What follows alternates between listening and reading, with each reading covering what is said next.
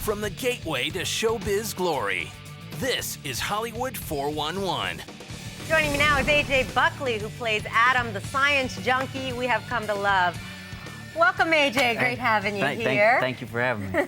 So I can see that season 5 doesn't waste any time with the action. Are we going to find out any answers to that big cliffhanger that we had at the end of season 4 with Gary Sinise's character? Well, I hope so, or we don't have Gary Sinise for the rest of the season. Oh, so, yeah. Well, then we must. Yeah. No, that was actually a really cool episode to film.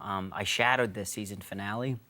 I got to shadow the director, Rob Bailey, and just sort of watch the process of that. So being part of the season finale from the embryonic stage of, you know, seeing the story being brought to each department and all the actors and the makeup and the casting and being part of that, and then actually seeing the finished product was a really cool experience. Wow, and of course your character is like this real lab junkie science guy that uses these very, very, very long words. Yeah. But I understand that you weren't that great in science growing up. No, I was, I'm like the poster child for dyslexia. I was hyperactive and dyslexic and head in the clouds, and never really was, not that I wasn't into the school thing, I just was thinking about other things that were more exciting. Well, I can relate to that. I wasn't big into science. Yeah. So what do you do when you get these monstrous words? Do you have any tricks or anything like that? I first have a panic attack. Okay, let's get that right out of the way. Yeah, I do. And then there's, you know, the biggest one still to date is methoxydiisopropyl-tryptamine.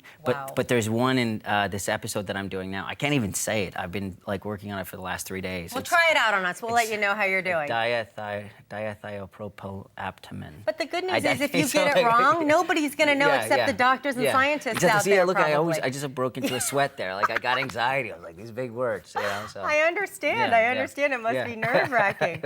You guys just reached the 100th episode. Congratulations. Yeah, that was really a cool thing. I mean, just to be part of something. One, to be part of the CSI franchise, which is such a big thing. But to be... Pity it couldn't be more successful, though. I know. It sucks. It sucks. It's crazy, too, when you travel abroad, you really can feel the size of the show. I mean, it's one thing in the States and stuff, but overseas, you know, I was just traveling this past summer, and I was backpacking, and I had a long beard and, you know, hair grown out, and it just was like, whew, I was like in train sessions, I was like, whoa. Right. I didn't expect anything like that. So many fans, and they're so kind of fanatical about this show, right? They're really into What do they ask you most of the time? To say big words. You're like, I'm on vacation, my God. I understand that you had Chris Daughtry, a little American Idol thrown into your 100th episode. What was that like? That was actually really good. I didn't get to, I was so bummed because I thought he was working on Monday, and I came in on the Friday, and I was just bummed out. But I heard he was like a sweetheart, and, you know, a really, really cool cat. So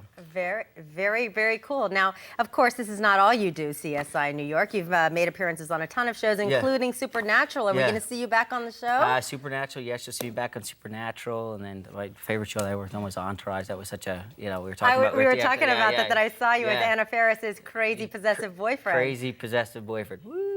You were hilarious.